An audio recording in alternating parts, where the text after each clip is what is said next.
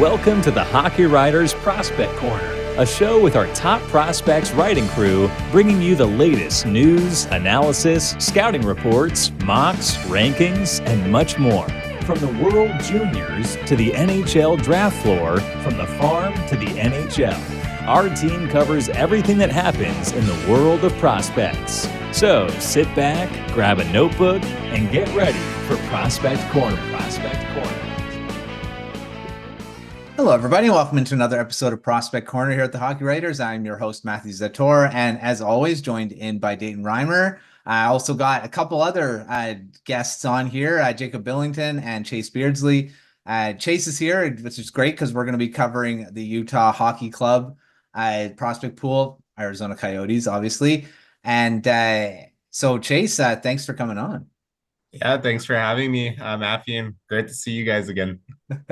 For sure. And Jacob, thanks for stepping in as well. Peter is at a Jays game, so he's watching some baseball right now. So he'll be back next week.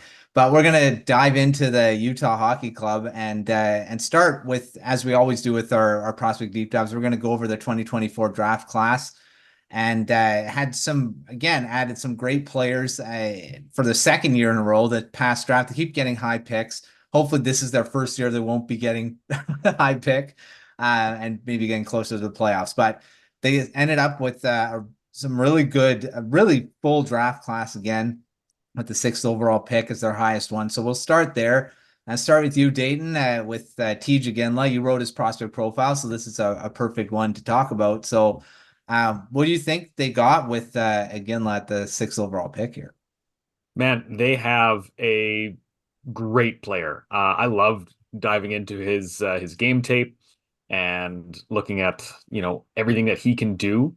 I think the biggest thing they have is just a excellent sniper. He's got such a great shot, and he can just kind of pick his spot and put it in the net. Really strong shot, really accurate. He's a fantastic offensive presence. What also stuck out is his work ethic. He never gives up on a shift. He is always going hard. And I probably learned that from his dad, who was a never quit kind of guy. For those who don't know, Jerome Iginla, Hall of Famer, is his dad. Now, of course, there's always going to be the comparisons between the two. Jerome was a power forward, right? He was a guy who, went out there, scored goals, hit, fought if he needed to. Tej isn't going to do that. He doesn't shy away from the physicality, but he's much more of a full offensive presence. And so when I was trying to find a comparable, I thought maybe someone like Chris Kreider, putting up all those goals, hardworking, not afraid of physicality, but that's not their preferred method, and really, really good with the puck. So I think they have a really, really good player in THW, and they were smart to grab him 6 overall because he wasn't lasting much after that. Yeah, everyone was saying that he was going to go to the Calgary Flames, but then as the draft got going, it's like, well, it seems like he's going to be drafted a lot higher than that. And of course, Utah goes and jumps at it, and seems to be really happy. I know, Chase, you did a piece on him afterwards, so.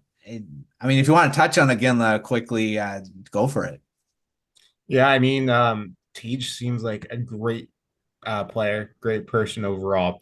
I think the coolest story about him, obviously, one, he's Jerome's son, so that's going to be awesome seeing Shane Doan's son and Jerome's son on the same team. That's going to be super cool, and it's cool to get that, just in your first year of existing as a franchise. The whole story going around at the draft was Ryan Smith and Bill Armstrong basically saying, we're helping these kids write these stories, and they're the ones paving their own path and stuff, and we're just helping them. But Tejan's in example, like the main example of this is the only player that can say I was the first player to be drafted by the Utah Hockey Club, and put on the Utah sweater. I think that's a super cool story that a lot of fans are going to follow this season.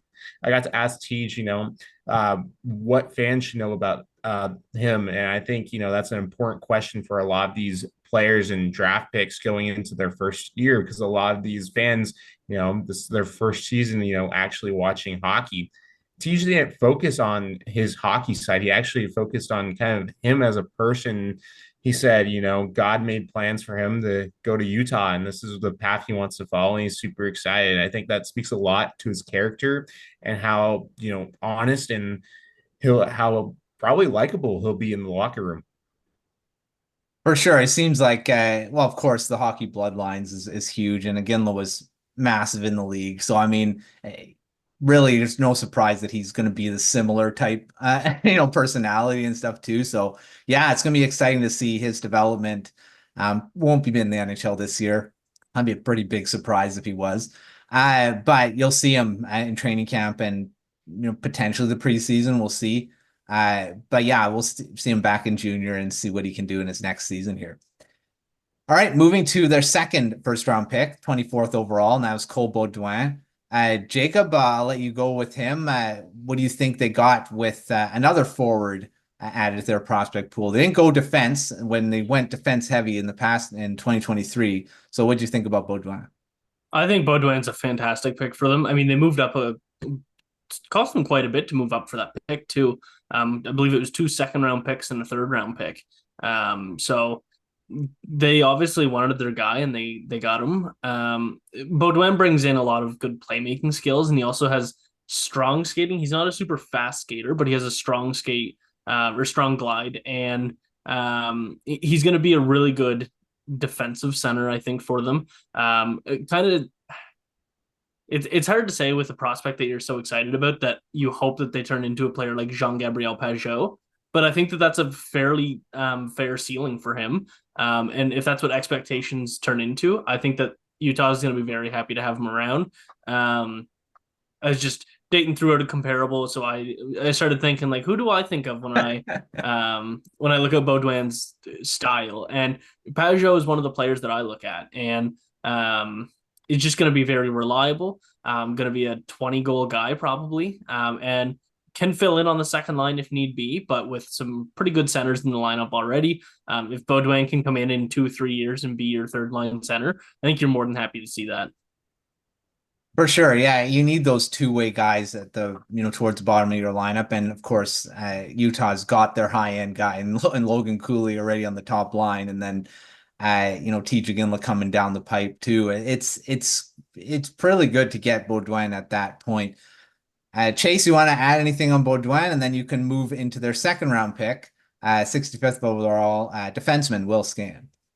Yeah, the story I love about Bedoin is, his dad actually played for the Utah Grizzlies back when they were an NHL team. So he already has the Salt Lake City connection, which is awesome to see. So, that's already giving him points at the fans. Kind of what Jacob said, strong, skater with his glides, and he's a well-built player as well. A lot that I've heard about him from Bill Armstrong is that he is a hard worker. And when I was asking Cole a couple questions at the draft, including what should fans know about you, he was like, oh, I already have Utah on my chest. I am going to put everything on the line for them. And that's the type of things you love to see from a player. Has barely, been with the organization for 2 minutes, and he's already, committed to taking a puck, whatever, on the line for this team. And I think you love to see it, already wanting to do whatever it takes to for this team to win. He also played with Iginla a couple times, and he did state that, and he said he's super excited to eventually play with him again. So that's super exciting.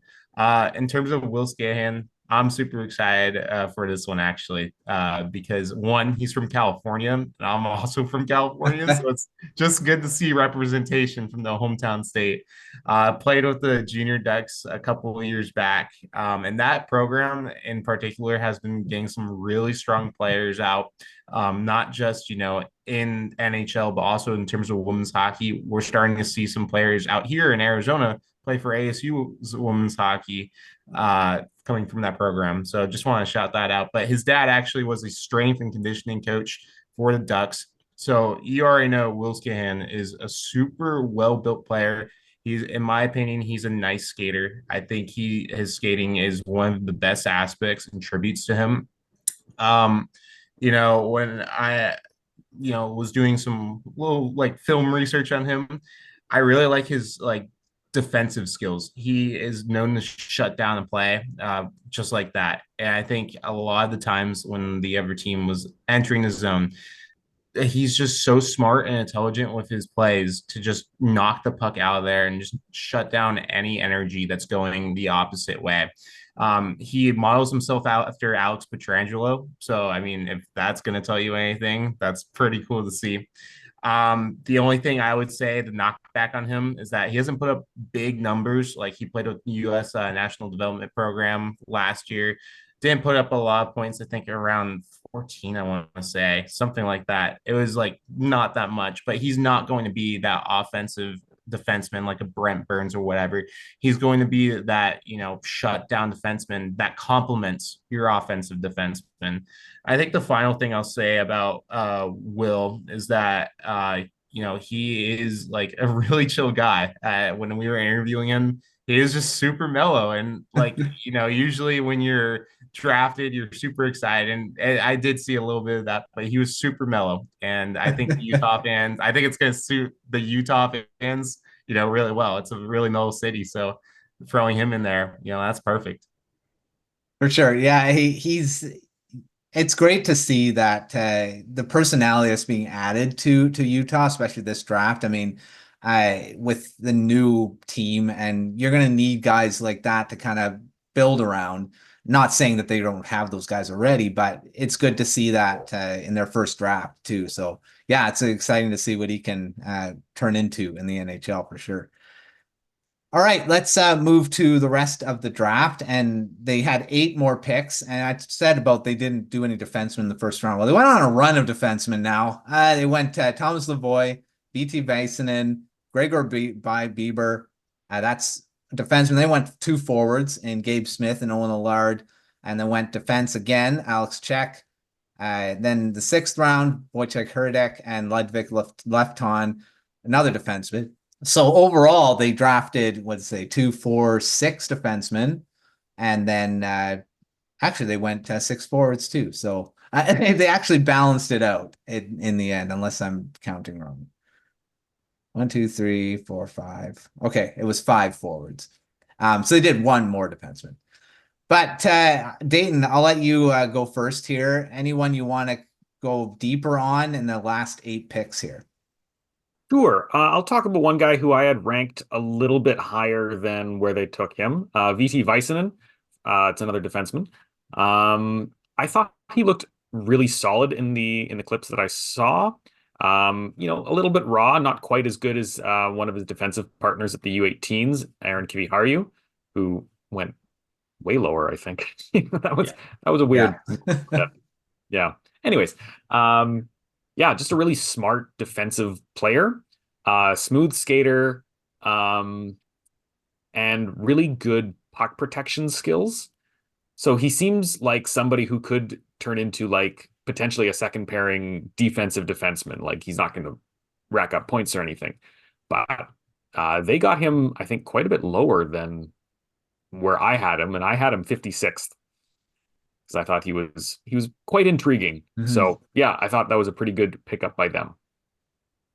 Yeah, I thought he went a bit, especially when you're looking at Kiviharju, how far he dropped, and see so many guys go ahead of him. He could be a really good Finnish defenseman in the NHL. Maybe. Maybe. Yeah, he went 96th, by the way. He went a full 40 picks lower than I thought he would. Yeah, so he may have got a bit of a steal at 96 overall there too, for sure.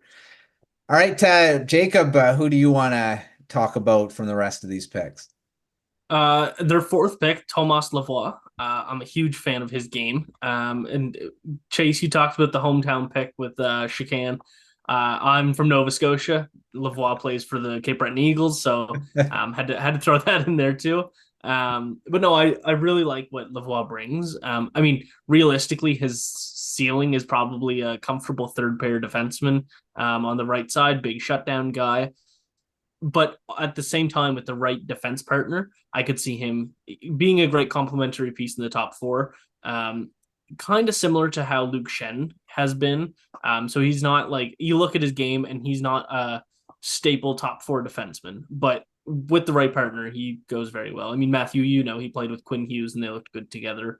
And then they bounce around, and he looked good with Morgan Riley. And that's the kind of player that I see Thomas Lavoie being. Great skating, and he's never really going to put up the points, but he is good at moving the puck. So the breakout passes, the puck retrievals in the defensive zone. He does a lot of things right, and he's great just in general on the defensive side of the puck. He knows how to shut down the play. He can be physical and throw a hit. He can use his stick and make a smart play. And he's always in the right position. Like, he's not getting caught on too high of a pinch. He's not getting beat all the time on just a player blowing by him. I think Lavoie is just going to make a really sound third pair defenseman. You need those in the NHL. Like, that's why Luke Shen has been in the NHL for so long, that he can match with those offensive defensemen and just be a guy you can just throw out there and not worry about. And that you definitely need those guys, especially right now. You need to be able to skate, and actually he has that ability, like you said. So he probably will make the NHL, just being that low maintenance type middle pair, maybe. Defenseman, maybe even on the top pairing, and pairing with an elite offensive guy. So yeah, and he's a right shot defenseman. There you go. There's another good thing to have in your back pocket for sure. All right, Chase, over to you. Anyone else from these last, I guess, 6 now that we've talked about? A couple of guys here. Yeah, I'll go with Gabe Smith. I'll take him there. Q player. I'll go off Jacob's little riff there. Well, Gabe Smith played with the Moncton Wildcats last year, put up 23 points, 54 games. He's not a overly on the top offensive player, but he could be a great 4th line guy. Very physical with the body, which is something, Utah will need to protect some of these players. Players like Barrett Hayden and others that are prone to injury. It's good to have someone like, Liam O'Brien right now, but maybe a Gabe Smith in the future to kind of take his place eventually. He models his game after Nick Paul. So that's a really nice player to model himself after. Everyone wants a Nick Paul on their team. Just a very physical guy, a guy that, isn't going to put up the greatest numbers, but he's going to put up, solid numbers across the board, especially in terms of hits and, the really good defensive plays. Like, I think Gabe Smith could, sneak his way into the NHL one day. It's going to take a while, but Bill Armstrong loves players from the Q. We saw that with Maverick Lamoureux. We saw that earlier this draft with Thomas Lavoie. We'll see what happens with Gabe Smith. Yeah, and I mean, when you go into those later rounds, you're just hoping that these guys will pan out to be something, and he could definitely do that. I'll mention Owen Allard because I wrote his prospect profile, and this guy went undrafted 2 times, and Utah takes a chance on this guy, and great. He was on the World Juniors team, which is something that everyone's like, well, what is this guy doing on a World Juniors team? But undrafted, but he played really well. He could be that utility 3rd, 4th line guy, very hardworking. And I just like these guys. They worked hard, and, he could have just given up and said, well, I'm not getting drafted. And he just keeps working and getting on scouts' radars, and got on Utah's and gets drafted finally. So I love seeing those stories, and hopefully Allard can parlay that into an NHL career, or even if just an AHL player at this point. I think he'd be just happy playing pro and getting a chance at the NHL time. So I'm really, really happy he got drafted, because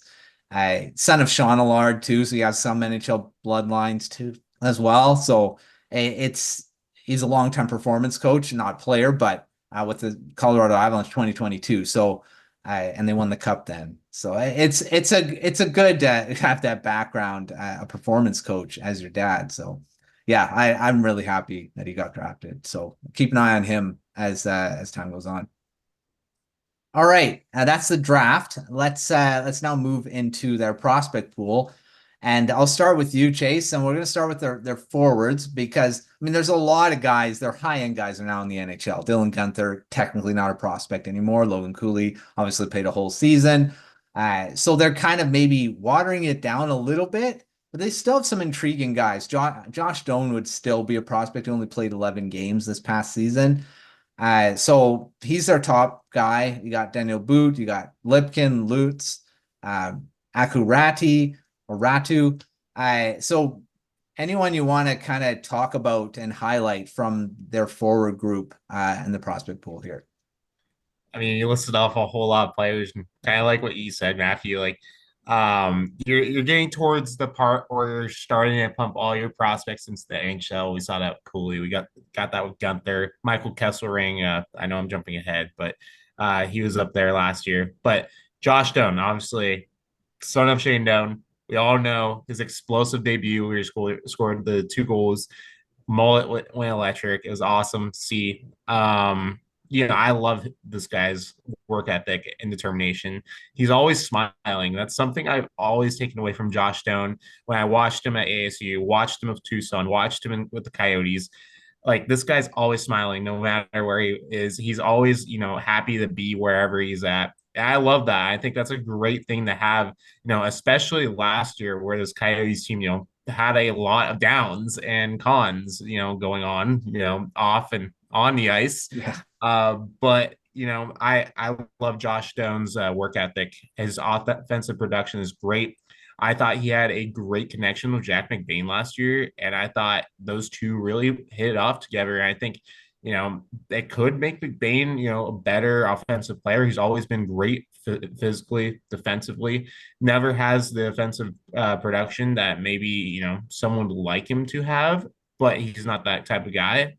But on a line with Josh Doan, it's perfect because you do balance out Doan's offensive awareness with Jack McBain's, physicality to protect and defend Doan and help him set up key plays. So I'm excited to see those two go back at it again. I think Doan obviously fits in the NHL to begin the season this year, especially after last season. And I thought he should have made the NHL right out of the gates. Actually, he had a great preseason. He was scoring hat tricks and a couple of those games. He was doing great last year during preseason camp, and I was honestly surprised he didn't get a taste of the NHL to even begin the season. I'll throw Aku Ratu too because I just wrote an article about him. He honestly, his journey to this point has been overshadowed by a lot. His brother was obviously drafted way higher than him, and obviously that name overshadowed Aku's name.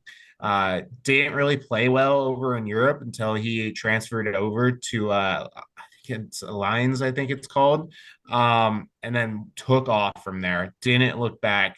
Went over to Tucson last year, played terrifically. Their head coach, Steve Potvin, spoke to me and said how important Aku is to this team because he's a hard worker. And honestly, Steve Potvin told me he's one of the hardest working guys he's ever met. And kind of like what you said about a couple of players, I love the hardworking guys, and Aku's one of them. Made his NHL debut in the very last Coyotes game, so that obviously overshadowed Aku's debut. They had a point in there, and I thought he looked great. And I'm excited to see what he does this season. I don't think he makes the NHL out of the gates unless he has a really strong training camp, but he could be a name to watch out for and could be the next one up for Utah.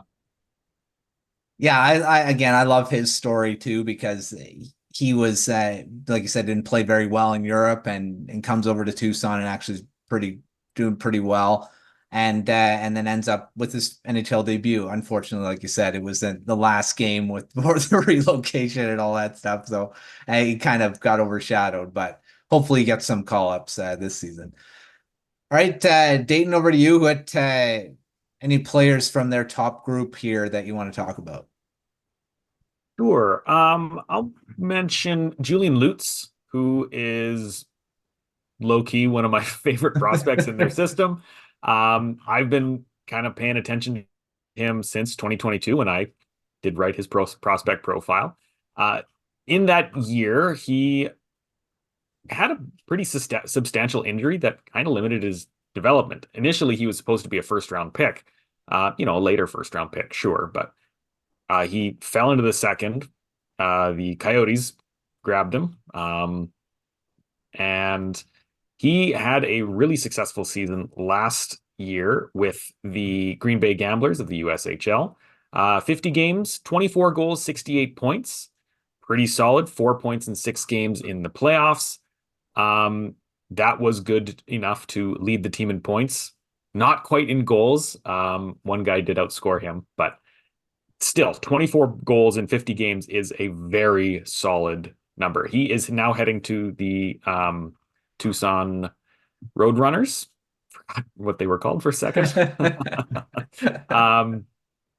But yeah, he doesn't have to go to the NCAA. He is eligible to go right from the USHL to the AHL. And I think he could be a pretty quick impact player. I don't think he'll have much of a learning curve. He has a pretty pro style game. He's got the good size. He's really improved his hockey IQ while playing in North America over this past season. Yeah, I think he's kind of one of their more underrated guys, and has also some like pro experience too in Europe. So I think he's definitely one to watch. Yeah, it's funny because I know Chase, you guys were talking about about captain, and Julian Lutz came up. It's like, hey, I want to just quickly. I want to know why his name came up in that conversation. That was not me. I just want to state that I don't know which writer that was. But I think we talk a lot about how Julian Lutz is like one of Utah's most hyped prospects going in the next season. I think we're super excited to see him play. He's got the offensive touch. As Dayton said, I think his hockey IQ has improved. I'm excited to see what he does under Steve Potvin. I'm excited to see what Steve Potvin does with this Roadrunners group. Because they're transitioning to having, Michael Kesselring, Josh Doan, Dylan Gunther, and Aku Ratu. Those are like your 4 main players, to having, those 4 main players, accurately replaced with some top end guys that I'm sure we'll mention along the way. But, Ratu is one of them. Lutz is one of them. And I think it's going to be interesting to see, how that pans out this season. For sure. All right, Jacob, over to you. Who do you want to talk about here? I'm gonna go with the one that's pretty hard to miss walking down the street, and that's Daniel Boot. I think, at 6'6", you're always gonna see him coming. He had a really good year in the KHL. I believe he was 21 points in 55 games, and just had a really impressive season for somebody that was not even 20 years old. And I think that's the biggest thing. He plays with his size, but he has really good skating as well, which you don't often see with a 6'6" player. Obviously, he was drafted 12th overall, so they see a lot of things that they like in him. But he kind of like we talked about with Jerome McGinley earlier, he's a power forward, and he's going to get into those dirty areas. He's going to play physically, but he's also going to score a lot of goals, and he's going to have a lot of fun on the ice because he is big enough that he can have fun on the ice and kind of control play. You see some players with size, like I'll say Logan Stanley, who on Winnipeg just hasn't been able to crack the lineup just because he doesn't use his size very well. But then you see players like Quentin Byfield who are starting to come into his own, because just because he's not a physical player doesn't mean he's not using his size. He uses his size well to protect the puck, to make the smart play, to just to hold the puck off, and just do all the things that you need to do with your body when you have a 6'5" or 6'6" frame. And yeah, Daniel Boot does all that stuff. Well, you definitely know that Armstrong and his scouting staff love size, because they sure draft a lot of big guys. So, and they're not bad. I mean, that they're all really good for their size. So that's awesome. Yeah, you can't miss Boot for sure. It's funny reading articles with his name, because it starts a sentence and it looks like but it's not. It's his name. Yeah. So yeah, he's gonna be interesting to watch for sure. All right, let's move to their defensemen, and they've drafted, like we said, this past draft, right, quite a few. The 2023, they went heavy in the first round with defensemen, and one really surprising right at the top, and he's one of their top prospect defensemen. So Dayton, I'll start with you. Who do you want to talk about? We've got quite a few involved here. You got Simashev, Lamoureux, Suber, Duda. List goes on. Who do you want to talk about here first? Ooh, yeah, there's a lot of defensemen with Utah's club here. Let's go with Maverick Lamoureux, who kind of surprised me a little bit last season. When they picked him, he was 29th overall in 2022. I thought it was one of the biggest reaches of the draft. He only had 19 points in 30, or no, sorry, looking at the wrong year. He only had 24 points in 54 games, which is okay for a defenseman in the QMJHL, but for a guy in the first round, you'd expect that to be higher. And of course, you look at his size, he's 6'7", 214 pounds. Yeah, okay, you're picking a big guy because he's big. That's not the case. He is incredibly skilled, which kind of blew me away. He, like you mentioned earlier, made the World Juniors this season with Canada, last season, sorry. He put up 3 points in 5 games as one of their better defensemen. Also rep the A on his sweater too, showing some of that leadership quality that he brought to the club. Unfortunately, Canada didn't do very well, but he really shone during that short stint that he had.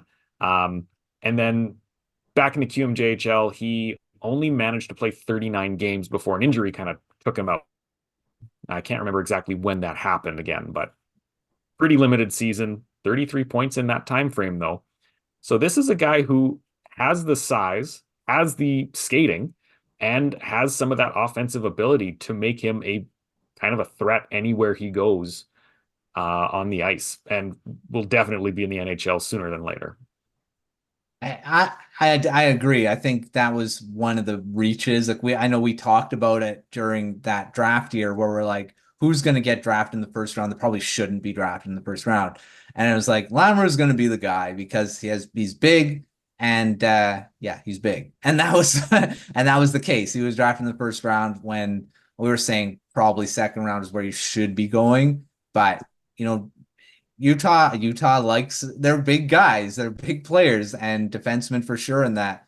And that's he's shown a bit more, like you said now. So it could be that he has size and he can skate, and we'll see if he can do something in the NHL at some point. But yeah, really good since he's been drafted. His development's kind of really progressed. Right, Chase, over to you. I probably can guess who you want to talk about. So who are you going to talk about? You may surprise me, though. Who do you want to talk about here? I mean, I might actually go with someone that you weren't expecting. I'm going to go with Artem Duda. I'm going to start with him because I really like the journey he's been on so far. It's just such an interesting story to me. Cooper Kringbaum actually wrote a great article about this today. But he was denied by the NCAA 3 times, which is crazy because dude is, obviously has all the potential to be a great player in this league, and he is a great, great player. Played with the Toronto Metro University last year, which is crazy. I'm like, yeah, you don't see a lot of players play in U Sports that goes to the NHL. 7 points in 12 games. Played 14 games the previous year with MHL in the MHL. Had 13 points in 14 games. I like Duda. I like his path. I think that's the main thing that speaks to me. This kid never gives up, and I think that's a type of player that Steve Potvin loves to work with, and you see that a lot with the players he's produced for Utah. I'm excited to see how he transitions over to the AHL because, again, it is a big gap between U Sports and the AHL in terms of quality. So I'm very interested to see how he pans out. But again, I'm excited to see how he plays. Cooper did a great write-up about this that I read earlier today. And I think he's going to play with a lot of great players, and that's going to really help him this year, especially after a year where there was a lot of uncertainty around him. But I'm excited to see him play with Tucson. Yeah, it's an interesting situation there because he played a couple games in the SHL and then it just messed up his eligibility. And I don't know what the whole thing with the NCAA that happened with Tom Villander.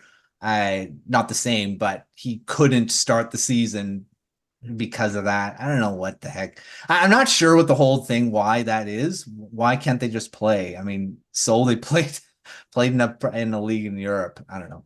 But I'm glad that that's kind of been figured out and he can now start a clean path now rather than having to deal with that. All right, Jacob, finishing off with you. Any defensemen here you want to talk deeper about here? I was gonna go with Simashev, but a lot of people know about Simashev. He was recently drafted 6th overall. So I'm gonna go with Maximilian Zuber. I'm a huge fan of him. Polish-born defenseman. He's 6'3", plays with a lot of physicality. And prior to last season, I guess, he was a pure shutdown defenseman playing in the DEL. Didn't score very many points at all. He set a career high of 10 points in 46 games in 2022-23. And then he came to the AHL and everybody was like, whoa, hang on a second. So he was a 6th round pick before. And not only did he show that he is a great defensive defenseman, but he also posted 28 points in 70 games, which is really good offense out of a defenseman that you didn't expect any offense out of. And especially scoring 10 points in the DEL. I would say the AHL and DEL is a fairly comparable league skill wise. Maybe the AHL is even a bit better. And he's posting 28 points in 70 games as a rookie. I'm quite impressed with what I saw out of him with Tucson. And I think moving forward, I think he is going to be able to play a bigger role in Tucson. I know they have some other guys coming in that are going to challenge for the top spots, but I think that they're going to look at him as a guy that giving him more ice time is going to help him develop better. When you look at Simashev and Lamoureux, yeah, you want them to have lots of ice time, but they don't need to have that number one minutes to show how good they are. But if you put a guy like Zuber in the top spot, or one of the top spots on the defensive group, he's really going to show how impactful he can be. Yeah, I really like that pick when they got him too. And German defensemen, it seems like they're always the same type, very underrated, but they're always seem to be able to get time in the NHL and be good. So he could definitely be that as well. And I mean, Simashev, we talked about him at length during his draft year, and he was drafted quite much higher than anticipated. He was supposed to be quite lower, but looks like he's going to be able to be a very good NHL defenseman at some point. But he's probably their top prospect defense wise. And they've got so many, and they added a lot more in this past draft too. So it was one of their weaknesses though, as a prospect pool. So it's gotten a lot better with these past couple drafts. All right, goaltending, and Chase, there's one big guy, and it's probably the biggest one, is Michael Hrabal. Their goaltending we talked on the preview show, which hasn't been released yet, but I won't give away too much.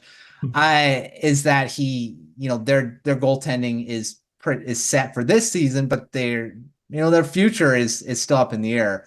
But Hrabal is definitely their goalie of the future, if you want to call him that. What do you think about his path, and when do you think he will be ready for the NHL? Well, I mean, first off, tall guy. Yeah, there's another one. it's right back to what we were saying. Bill Armstrong loves his tall guys. 6'6", which is crazy to me. Yeah. Tall goaltender. I think it's. I don't want to say it's going to be a long time until we see him. Played last year, 30 games in the NCAA with UMass, the Minutemen, .912 save percentage, which isn't bad. And then same this year, he's going to play University of Massachusetts, so be back in the NCAA, which, again, a lot of these Utah players have come from the NCAA. Josh Doan, obviously the big one. So I don't think he's going to be NHL ready for a while, but I think we'll see him in Tucson like maybe 1-2 seasons quite soon. And we'll see him there probably for a second because, you want to develop your goaltenders.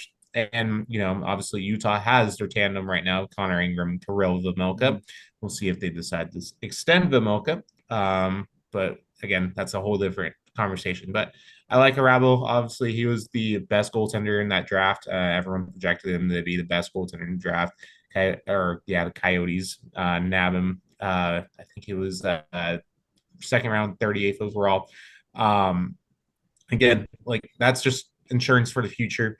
I think it's going to be a second before we see him in the NHL, Mhm. especially because of their tandem. But again, it's another Bill Armstrong, insurance for the future. Kind of like with a lot of guys he's drafted recently, still not trading those picks, but filling up the pipeline the best they can, just helping this team compete. He's got so many picks, and I was actually surprised that they drafted Harabel because at the time, well, Vamelka's there. He looks like he's going to be their goaltender for a while, but that's kind of changed since. But he is probably a ways down the road because we all know how uncertain goaltending, how long it takes for these guys to develop, and usually it's longer than shorter. And we'll see, but he definitely has all the tools to be an elite starter in the NHL with the size and his athleticism. What I've seen with him at the World Juniors, he's always been a top goaltender there for Czechia. So it's one thing I think he's gonna end up being something. It's just a matter of when. Yeah. All right. Jacob, Dayton, you have any other goaltenders you want to talk about? I know they have some others in their system, but you want to talk about anyone else? Yeah, they don't have anybody else with too much promise, I don't think. It's more of just most drafts, you're just going to pick a goalie for the sake of picking a goalie. Most teams do it. There's one guy I kind of like a little bit is Rasmus Koronen. And so he's been playing out of Finland the last few years. Well, I guess his whole career. But he's been playing in the Liga for the past 2 seasons and not showing fantastic numbers. Last year with Ugarit, he posted 903 save percentage and a 12-7-5 record. That's fine. That's pretty average. But for a 21-year-old, that's fine. You're gonna grow into that. You're gonna expect some better performances as you continue to develop. And he's got the size again, like Chase mentioned with the goaltenders. He's 6'5", 203 pounds. There might be something there. But other than that, I don't see much else in their goaltending depth. Sure, Dayton. Yeah, you have anyone you talk about?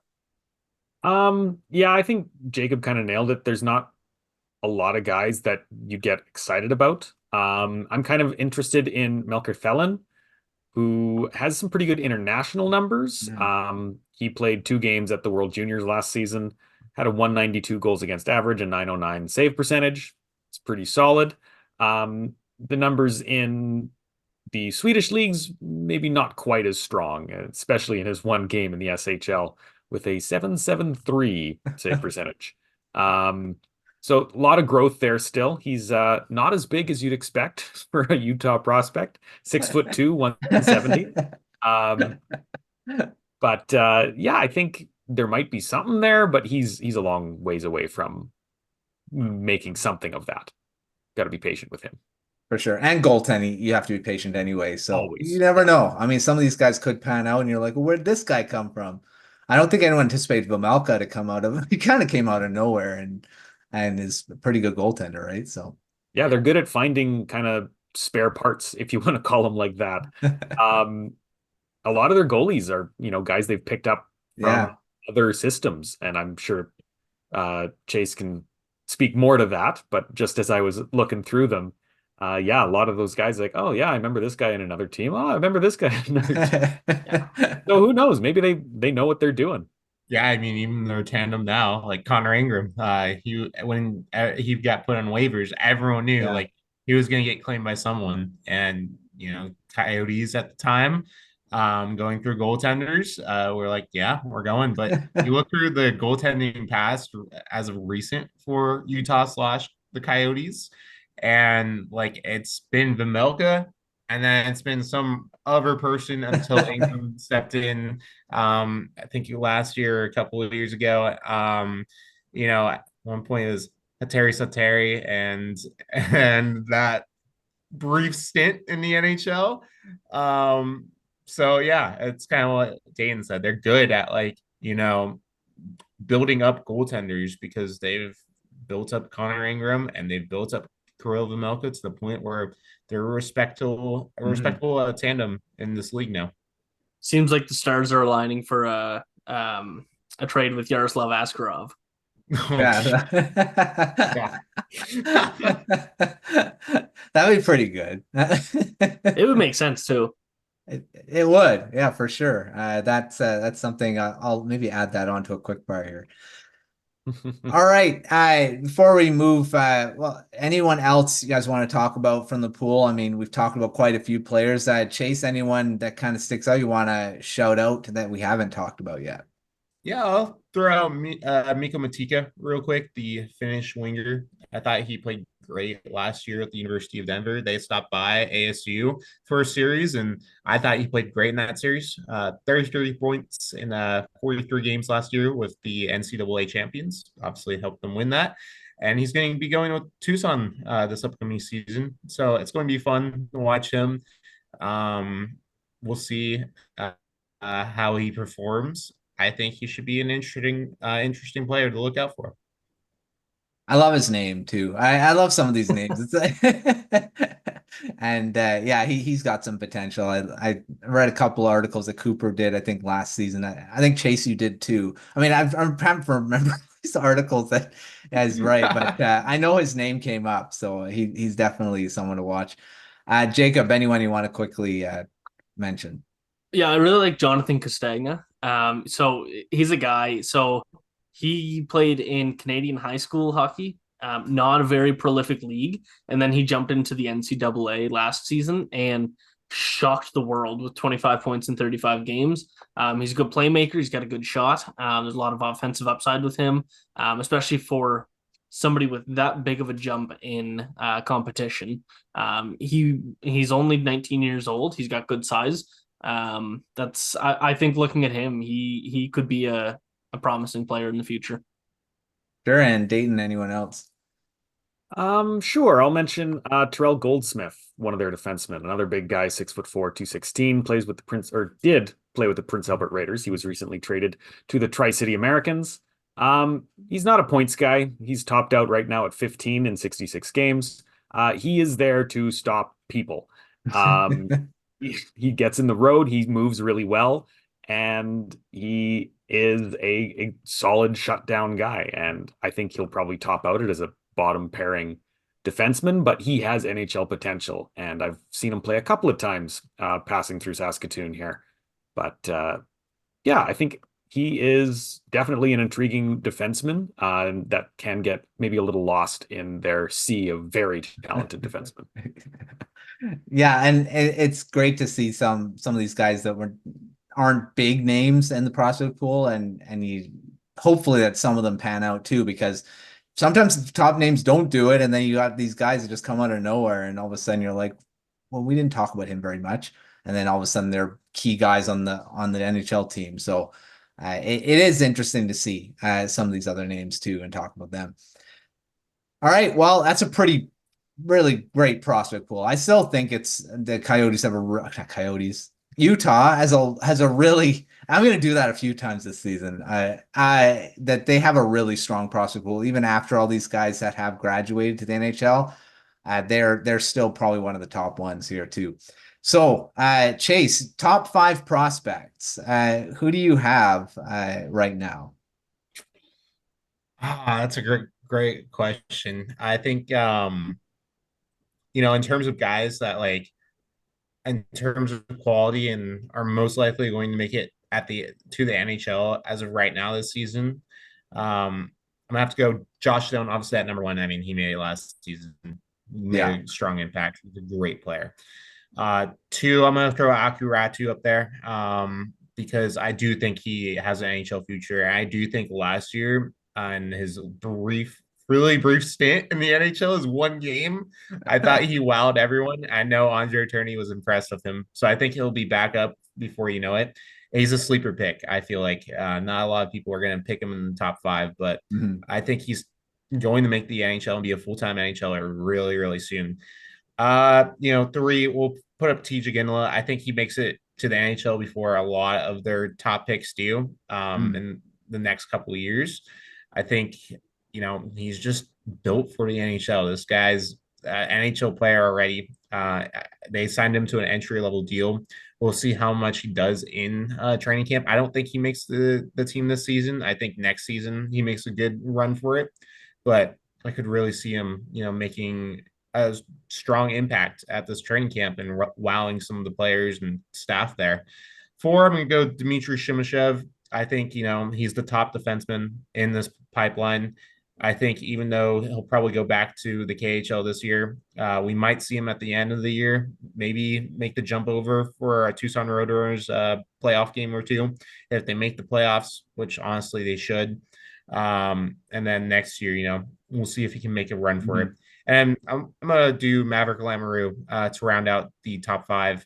Again, really strong defensive prospect. He's going to be in the AHL this season, so maybe he gets a call up towards the end of the season with Utah. We'll see. But again, he's expected to help this Tucson Roadrunners team take another step forward into competing for a Calder Cup this year.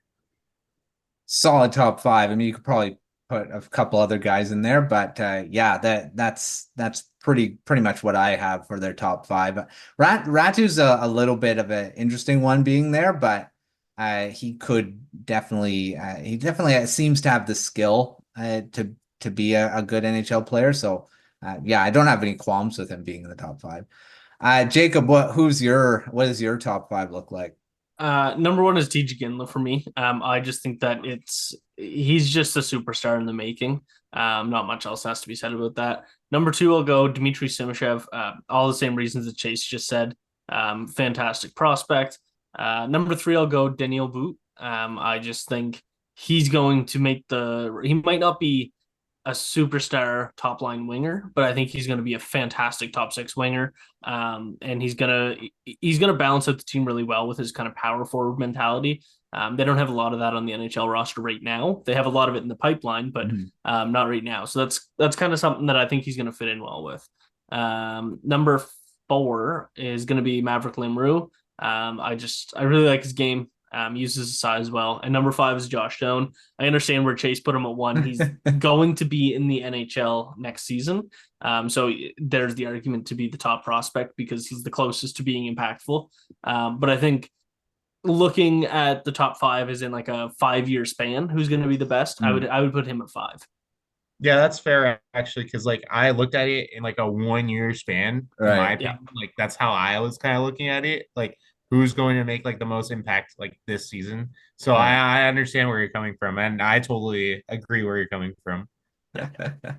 Yeah, well, it all depends on how you look at a top 5 prospects. Are you looking at NHL readiness? Are you looking at that? Or that's why you always have to do that thing at the top of your and say, this is what I say, why, what I'm looking at for a ranking. So you always have to put that thing at the top that nobody reads. Yeah, and then they get annoyed, right? Yeah. Why isn't this guy on here? He's played 25 games. Yeah. All right, Dayton, what about you? Well, I did write down my list before we started recording, exactly the same as Jacob's. Like, again, number 1, Simashev number 2, Boot number 3, Lamoureux number 4, Doan number 5. And I think that is a good ranking at the potential of these guys, what sort of impact they will be bringing to the NHL. I think Ginla is easily their best prospect, but he's got some decent competition from Simashev, Boot, Lamoureux, and Doan. Those are all, I think, pretty close in that next group. All right. Well, there's the top 5, and we got 2 different perspectives for our top 5. So that's awesome to see too. All right, quickly, I'll just ask you, Chase, because you cover the team. What do you think about their prospect pool in general? Is there something that they still need to address? I mean, they're pretty much, they got strength in all 3 position groups. I mean, goaltending, forward, defense, they all have pretty good guys. Is there anything they need to kind of look at in the future to improve on as it goes? I mean, they've got so many prospects. I mean, but what do you think is their strengths, weaknesses right now? Yeah, I mean, like you said, like it's a well-built prospect pool that's slowly starting to thin out because all these guys are making it to the NHL. Like we've mentioned throughout this, Logan Cooley, Dylan Gunther, Michael Kesselring, and now Josh Doan. They're all in the NHL now.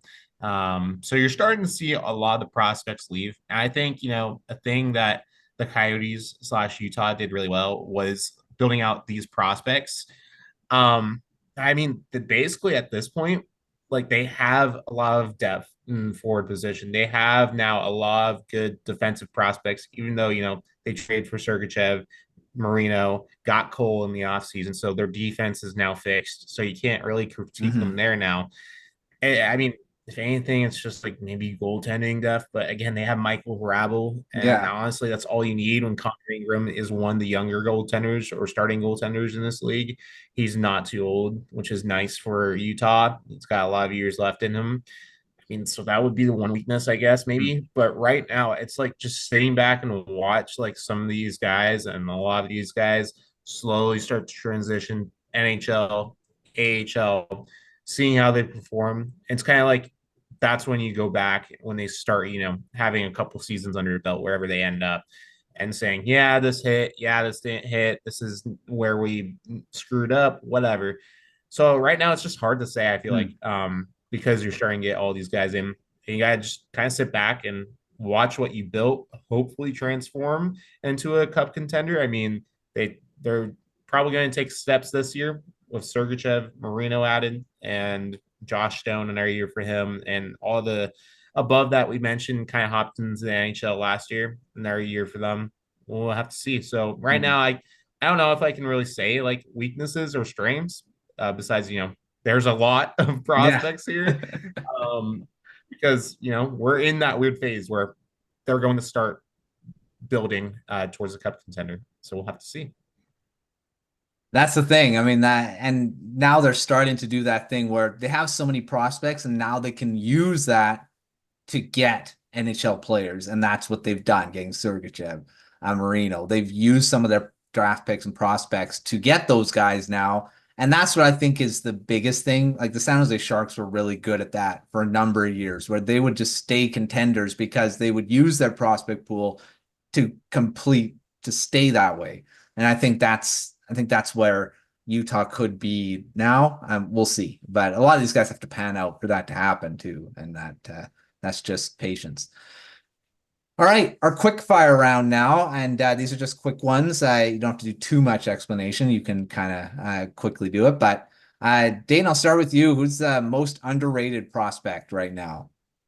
Ooh, I was going to say Julian Lutz, but then Chase mentioned that he was widely hyped among the people there. I think I'm still going to go with Lutz just because outside of the team, I don't think he gets a lot of recognition.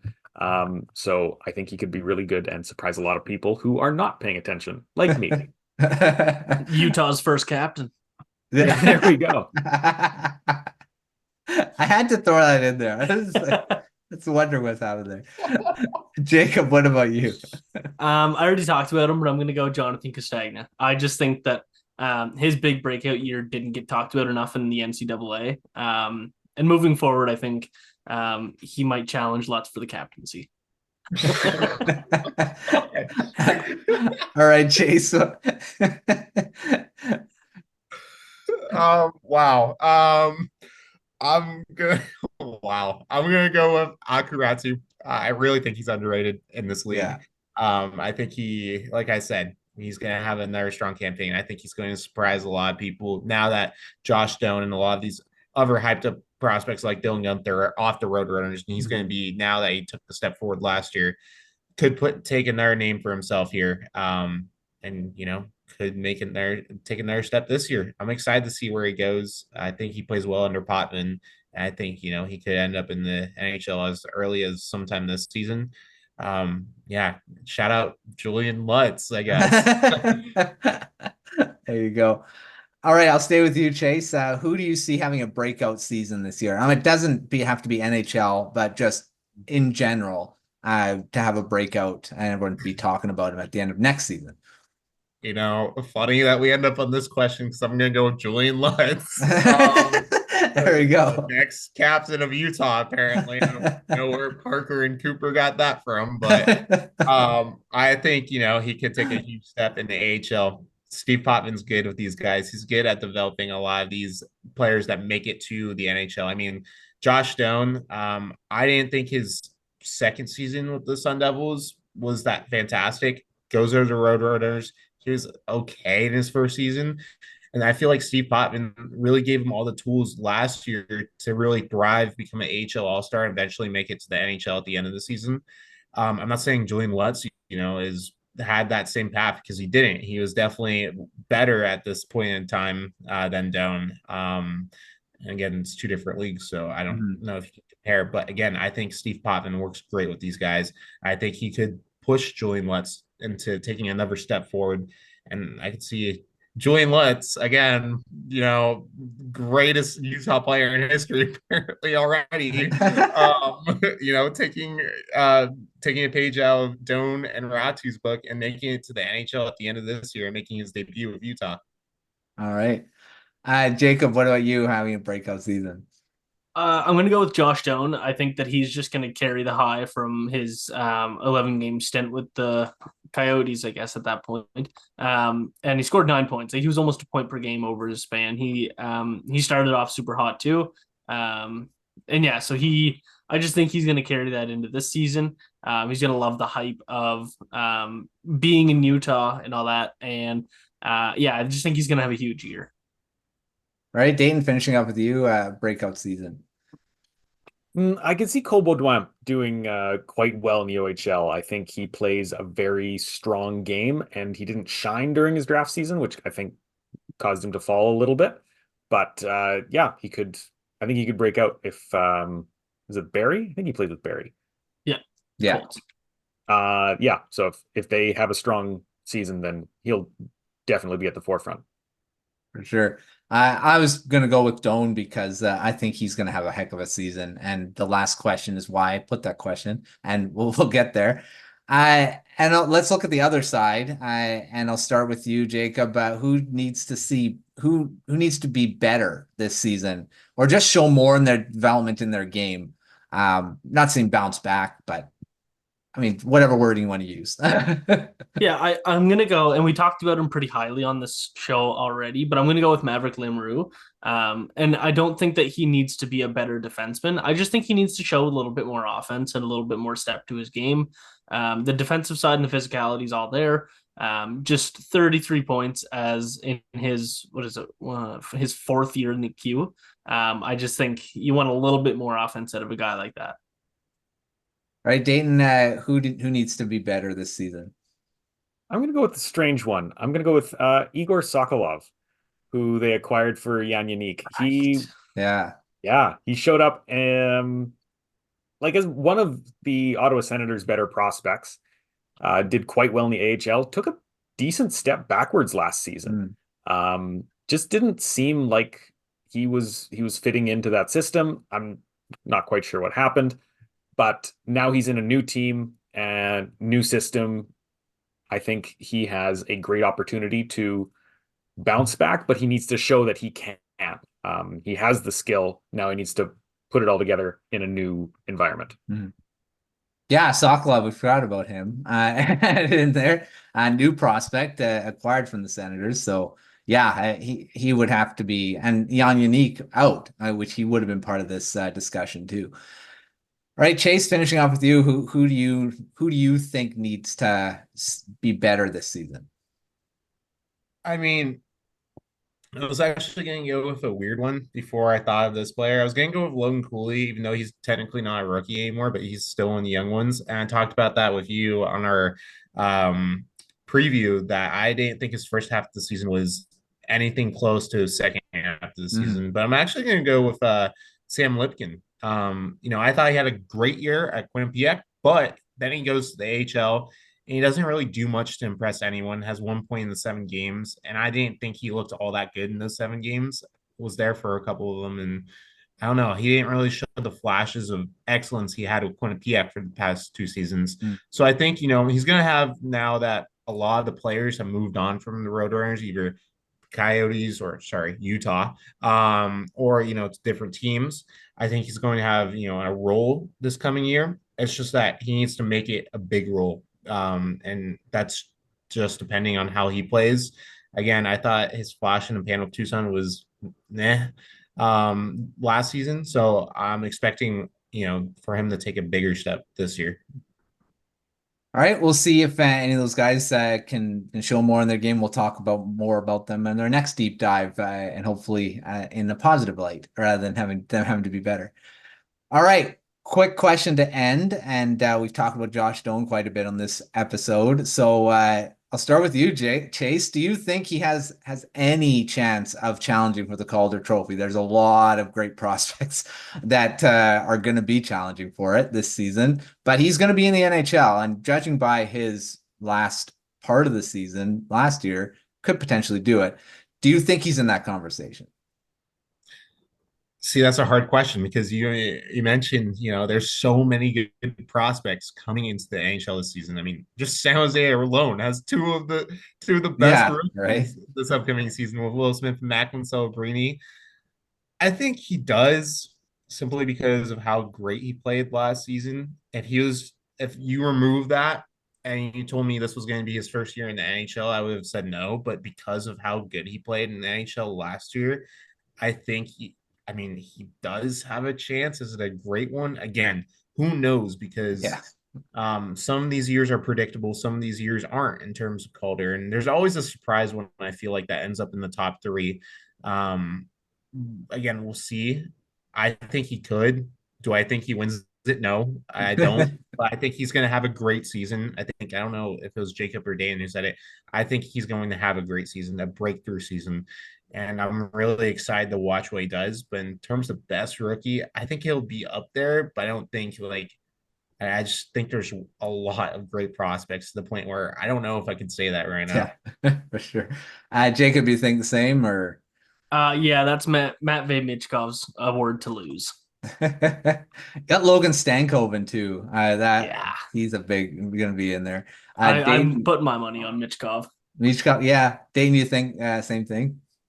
Actually, I don't think he will challenge for it. I think the 9 points in 11 games was a little bit more of a flash in the pan and a benefit of maybe a weaker schedule heading into it's a non-playoff team, right? Who's getting all the minutes? It's the young guys. True. So they're giving him the opportunities. I don't think he'll be able to sustain that throughout a full season. I think he'll, put up some decent points. I don't think he'll be in like top 5 voting. All right. Well, we'll see. There's lots of no one thought Brock Faber was going to be involved in that conversation last season. I don't think. Maybe outside Minnesota. Happy to be Minnesota. wrong. I don't know. We'll see. It is a long shot. Lane Hutson's in that conversation too. I mean, there's just so many guys that he could potentially be in the Calder. So, but we'll just have to wait and see. Thanks, Chase, for coming on the show. It's been great having you talking Utah, because lots of great insight, lots of great stuff there. So hope to have you on again for sure. Yeah, absolutely. Thanks for having me on, boys. Appreciate it. Very excited for this upcoming hockey season. What else can I say? All right. Yes, hockey's just around the corner. And thanks, Jacob. Thanks, Dayton, for coming on as well. And we'll be back next week with another team talking a deep dive here as we continue to start the season and talk more about other stuff. So, but thanks for everyone for joining us, and we'll see you in another episode of Prospect Corner.